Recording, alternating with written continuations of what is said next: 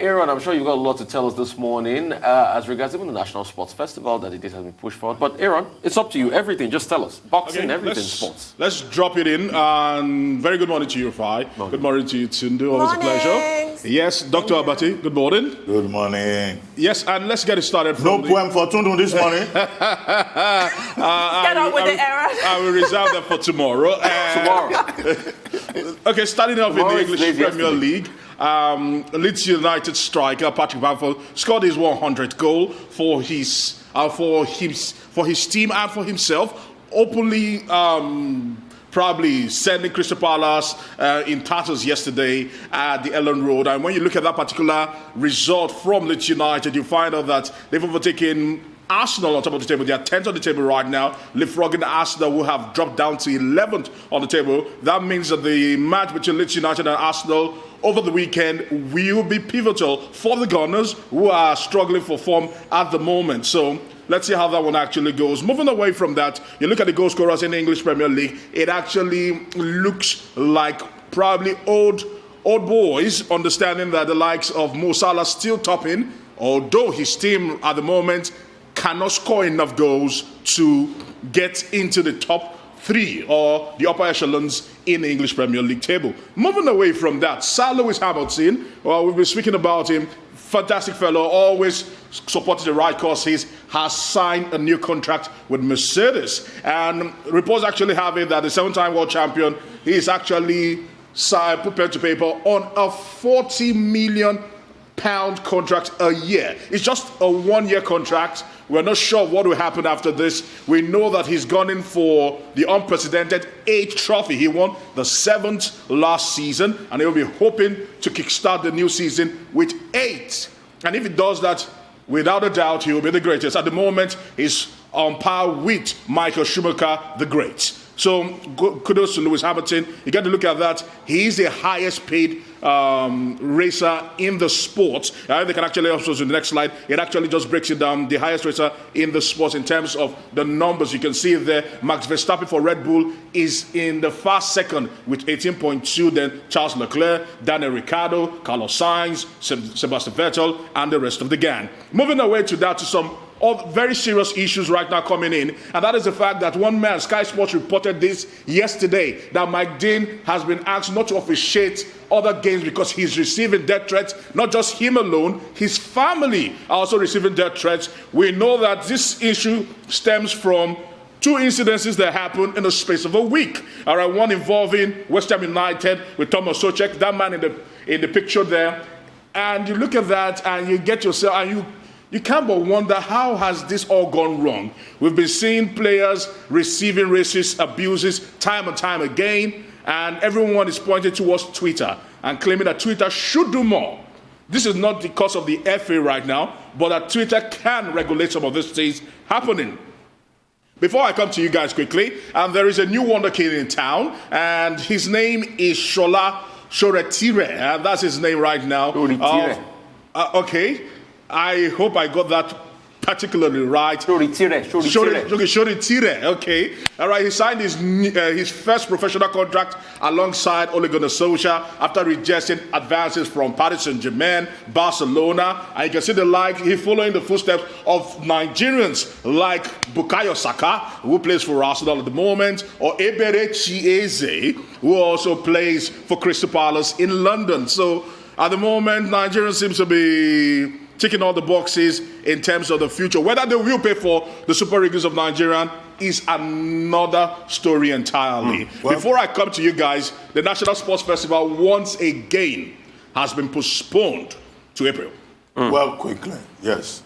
It's good you got around to the National Sports Festival story.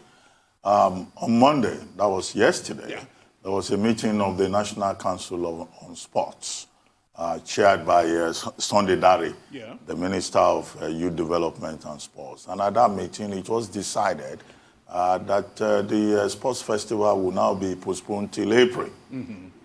They did not even agree on a date. No. The decision is, well, maybe from April 8 to April 22 or April 10 to April 22. And that will be about the 4th time that National Sports Festival will be postponed since March 2020. Now, you know, on this program, we have, I have personally pushed the argument that National Sports Festival, given all the problems, should just be cancelled for this year. It's a biennial program, but it looks like there are issues. There is the second wave of COVID-19. There is also the fact that there are no resources. Yeah, the state government said so. The state government, Governor Obaseki, said, look, that festival, Edo State will only be able to host it if the federal government is in a position to provide the money. Sunday Dare was telling the National Council of Sports yesterday that the federal government will provide the money in April. Now, when in April? Is it on April 1 or April 2nd? They have not even approached the Ministry of Finance or, if possible, depending on the amount, the Federal Executive Council. Yeah. So when is it going to happen? If they are unable to deploy the funds and COVID-19 is a problem, let's just cancel it. The argument is that, well, the athletes, they need to prepare for the Tokyo Olympics. Yeah. The same Tokyo Olympics that we say, look, should be cancelled. But Thomas Bach, who is the head of the committee, he is insisting that there is no plan B, that Tokyo Olympics must go ahead. Now, Edo State. Can Edo State organize a festival involving over 11,000 athletes? How would they manage it in the season of a virulent COVID-19 that is killing people? Mm-hmm. Now, the athletes themselves are now complaining because in many of the states, they are already in the camp. That original date is February 14, this weekend. And now they've just been told that it's been cancelled again. And there are cost implications involved. So it looks like, you know, all of these guys involved in these things, they don't think ahead. Mogalu was talking yesterday about deep thinking. Okay. It seems like what we have is shallow thinking.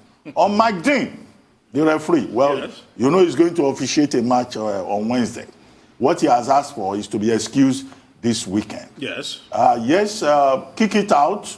And other groups in the UK and in Europe, they are against any kind of racism or any kind of attack on referees. We used to say that the referee's decision is final. That's what I know. But since the introduction of the VAR, the referee's decision has not been final again. You now have a computer determining the decision. However, with regard to Mike Dean, and Susek has been supporting him. He's been saying whatever happens on the pitch should stay on the pitch. And I think he is behaving like a true athlete, a gentleman. However, Mike Dean himself is a very notorious referee. In 2017, he had a similar issue where he was just giving out red cards anyhow. And his decision not to brandish the red cards. He's not to brandish the red cards. His decision was also overturned in 2017. In 2019, April 2019, he became the first referee in the whole of Europe to have issued 100 red cards in the course of his career. And he became a regular referee, you know, only in 1997. And within that space, he had issued 100 red cards. Yeah. So his fascination with the red card is part of the problem. However, that does not justify the threat to kill him and members of his family. I mean, it should be said that referees make mistakes everywhere in the world, and we should be careful as regards this. I mean, one of the most celebrated referees in the world, Colina, was known to be a very strict referee that will give it to you just quickly the way you want it. And it has to be said, that is no justification to threaten the life of a referee. It's a football game. I know Bill Shankly said football is more than life and death, but this is just a football game. Don't threaten the life of any referee because of this. One of England's most celebrated referee, Graham Poll, went to the 2006 World Cup and he gave 3 yellow cards without giving a red card. The world did not see because of that. Rufai, you remember Ovrebo who officiated the game? It still hurts me. I feel a lot of things against. I'm a Chelsea fan. Yeah. True and true. I felt he has quit the game because he said he was always receiving death threats everywhere he went to. Ovrebo took that trophy off us. But it's not the end of the world. Didn't Chelsea still go ahead to win the Champions League even without Ovrebo in 2012? Football and no violence. It should go hand in hand. Football brings a lot of joy to everybody. True. When people start to think of losing their lives because they made a decision on a football pitch, life will go on. Oblidio bladder, life goes on. And for those at the National Sports Festival, when you start to see people insisting beyond reasonable doubt in Nigeria, it's most likely money has exchanged hands or there's a money interest somewhere. And for me, it is sad this is happening with the National Sports Festival. When people, you see the signs, they are clear, and you still go ahead. The University of Benin, they've resumed session. You don't have a place for them. You're still insisting we must do the National Sports Festival. Despite COVID, there's financial interest. Exactly what we are talking about with the question Dr. Abati asked earlier, that the Kokovi should tell us how those monies were spent. You know, inquiring minds want to know. When people are insisted, oh, we'll go ahead with the National Sports Festival, we'll go ahead with it. My brother, money has exchanged hands. But I want to just talk about the death threats. I don't like a situation where it's reported death threats were issued and he's not going to be on the pitch this weekend. There needs to be more. They need to go further. True. Like what happened with Ian Wright. Whoever issues those death threats, there must be an investigation, there must be prosecution, because it's really ridiculous at this point. Yes. Who was it? I know you would know, Aaron. I completely forget because I'm not a sports aficionado like you are. There was a football related issue, and crowds turned up at somebody's home. So it's been, of course, we saw ridiculous. The executive director of Manchester United.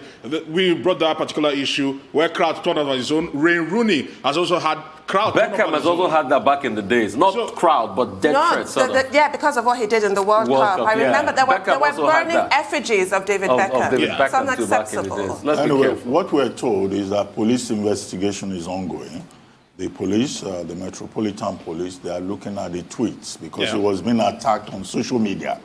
And part of the conversation with regard to McDean or Twanzebe or Lawrence James, or all the other persons who have received some kind of attacks on social media, is the FA, the Kick It Out organization, saying that the social media platforms themselves, whether it's Twitter, whatever it is, should ensure that they impose more controls, more restrictions. I think so. Because most of these attacks come via social media.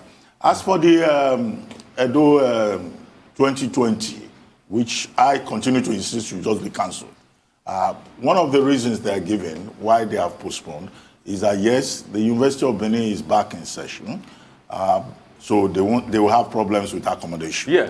So, but in April, they are imagining that, okay, the university will be on vacation, and then the hostels and the sports facilities at the University of Benin will be available to the National Sports Festival. But the bigger problem they have is, yes, money. I don't know whether they are already making the money or sharing the money yet. We don't have proof on that, you know. But the major issue is funding.